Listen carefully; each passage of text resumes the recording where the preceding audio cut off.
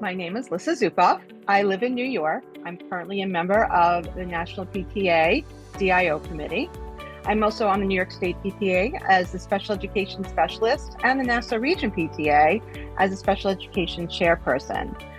Most importantly, I am the parent of 3 boys out here on Long Island, and they all have varying needs. So I've been walking this walk for quite a long time, and I'm really excited to share some information with all of you. Hi, my name is Amanda Campbell. I'm from Virginia, and I'm also currently serving on National PTA's Diversity, Inclusion, and Outreach Committee. I am the current president of Fairfax County Special Education PTA, and I also serve as a liaison from our SEPTA to our Fairfax County Council PTA. I am the mom of a 7th grader who has been receiving special education services since she was 3.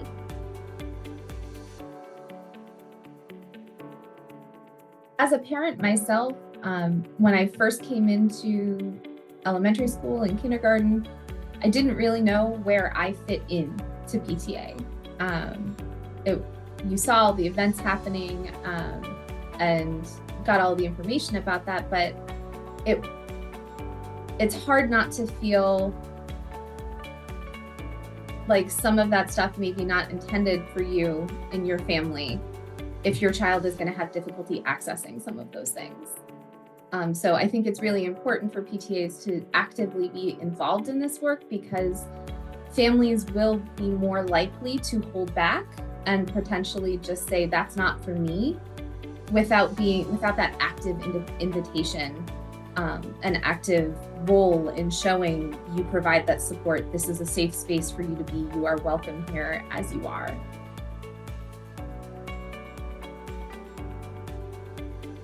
Well, the way that PTAs can best support families in these kinds of circumstances is to, first of all, be available.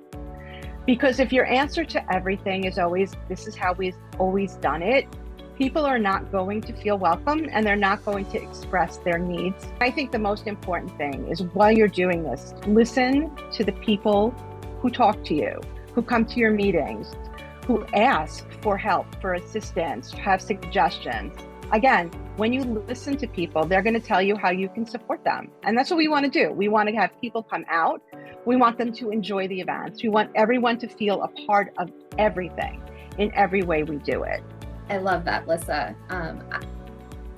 I had a similar response, although I would just phrase it as being curious, and being the one to initiate the curiosity. It can be really exhausting and isolating for families with disabilities if we always have to be the one coming to the table and saying, hey, I'm here, I need you to meet my needs. But if the PTA is doing that initial outreach, or the school is doing that initial outreach, hey, you're here, how can we help you? What do you need from us so that you can be in this space with us? That takes so much pressure off of a family, that it just automatically opens up just like this feeling of relief. That I think is really helpful and just so critically important for families. And also consider, how can the PTA or the school help the special education community within the school develop and come together as their own community as well. Because sometimes we just need other families that we can talk to, who understand what we're going through, who are in the trenches with us, who have gone through the same things we have or similar. But sometimes it can be really hard to make those connections because we are so overwhelmed with the medical needs and the educational needs and everything that comes with it. So having opportunities provided where we can help go build those relationships with other people in the special education community specifically can also be really supportive.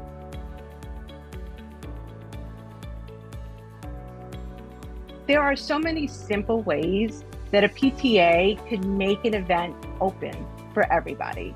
For example, if you're having a big event with a lot of people, have a quiet room, so that if children need a little special space, they have somewhere to go and to chill and to be happy, so that all families can come.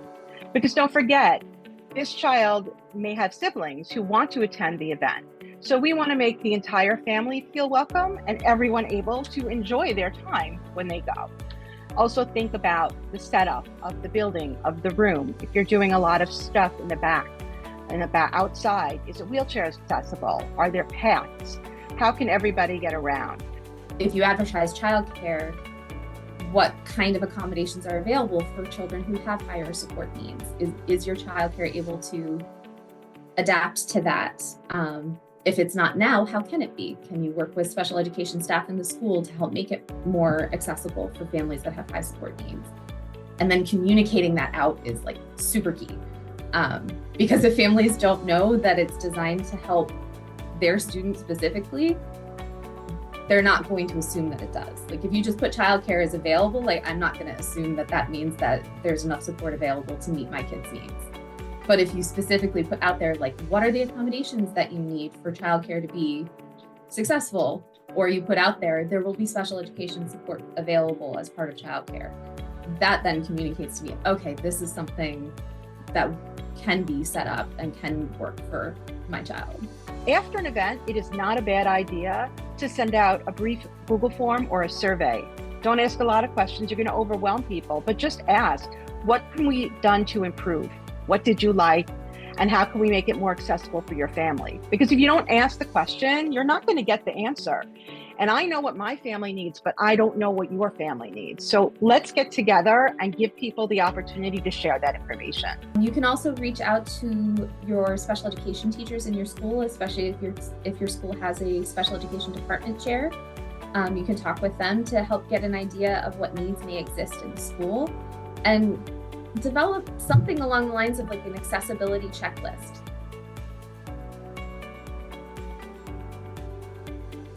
Well, I think the first way, if we're talking about fostering this inclusivity at the school level, we need the school staff to be present. So most times, right, the principal comes to the school PTA meetings and they show that they're there and they're involved and they're part of it. But they don't always come to the SEPTA meetings. Those tend to be district-wide, and not every district even has a SEPTA.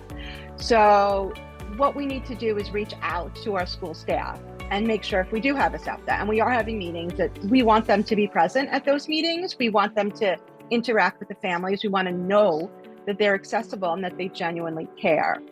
Obviously, if we don't have a SEPTA, make sure that your school PTA has a chairperson, a special education chairperson, or somebody who is going to really be a point person. Agreed.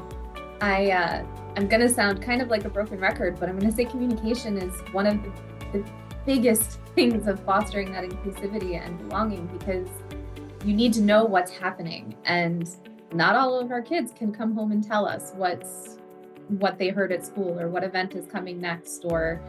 And once we coming into middle school, this is our first year in middle school. Oh my goodness, the communication it blows up. It goes from having a single point of contact to having multiple teachers, a single case manager. Every single teacher uses a different form of communication. Some prefer emails, some prefer talking points, some prefer Schoology. And that is really challenging for our family, and I would imagine many others with disabilities, to keep track of, because it's just so much in so many different places. So whatever the schools can do to streamline communication, make sure all communication is going to all classrooms. Even if it is, say, like a unified sports event or a Special Olympics event, make sure the entire school is invited.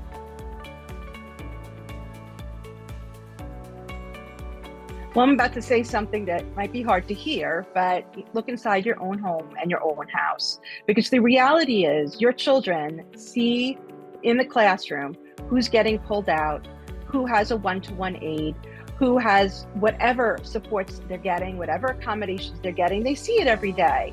And by and large, it does not affect them. They really don't think twice about it. It is their everyday. But if they overhear you as a parent, or they overhear the family making disparaging comments or saying, oh, did you heard about this or that? You may not realize it, but you're giving that message to be exclusionary.